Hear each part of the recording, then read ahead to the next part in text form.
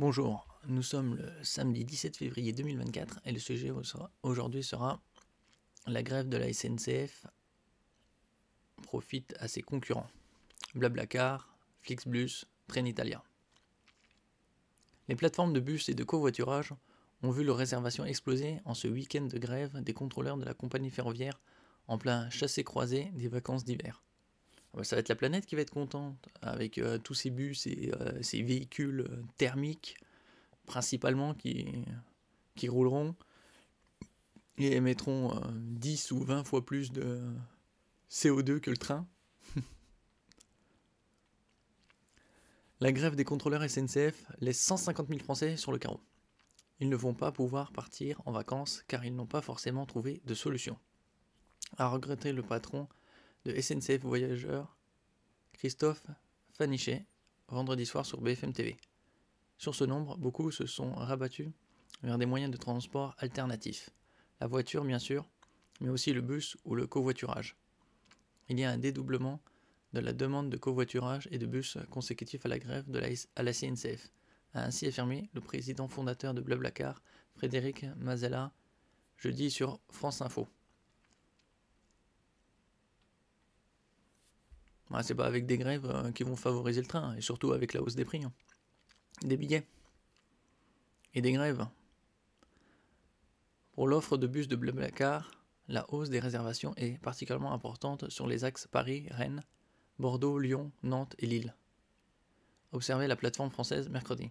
Elle a indiqué vendredi qu'elle comptait ajouter une dizaine de bus supplémentaires pour faire face à la demande, notamment de Paris vers Rennes, Toulouse et Marseille.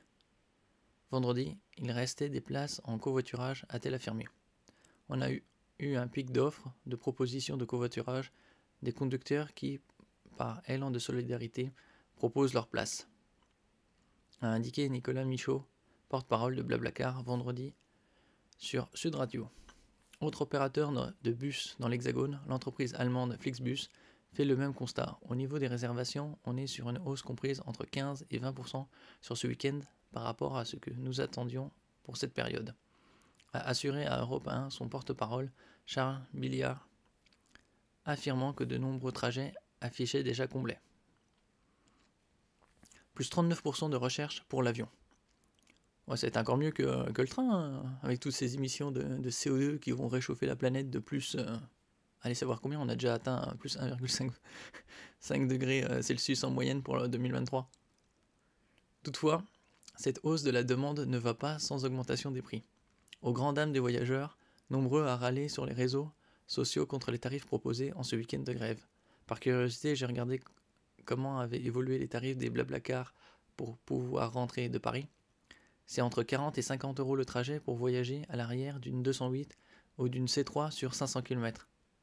Ouais, non. Dit par exemple l'une d'elles. Sur Flixbus, les trajets les moins chers qui restent pour un Paris-Lyon, par exemple, ce week-end sont proposés à 60 euros, contre une vingtaine d'euros en moyenne habituellement. Ah oui, ça fait des affaires. Sur ces tarifs en hausse, Flixbus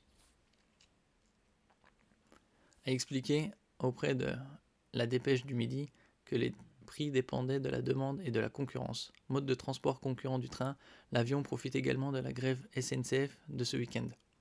Il y a ainsi eu une hausse de 39% des recherches pour l'avion sur le comparateur Liligo, a indiqué son porte-parole Guillaume Rostand sur BFM TV vendredi. Pour les trajets entre Paris et Lyon, certains voyageurs se sont réorientés vers le concurrent de la SNCF sur les rails, la compagnie italienne Trenitalia. Son rival espagnol Renfe, également présent en France, pourrait lui aussi en profiter. Voilà, ça profite au moins à la concurrence. Bon, ça va pas être la première fois. C'est pas en faisant des grèves que la SNCF va faire des profits. Et surtout, toutes ces émissions polluantes de CO2.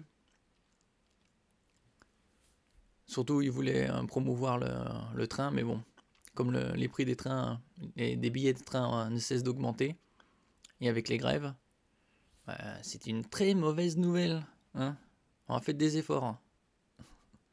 Gestion du gouvernement aussi, premier actionnaire SNCF. Voilà où ça mène. Merci pour votre écoute. N'oubliez pas de mettre un j'aime, un commentaire, de partager et de vous abonner à la chaîne. À la prochaine fois.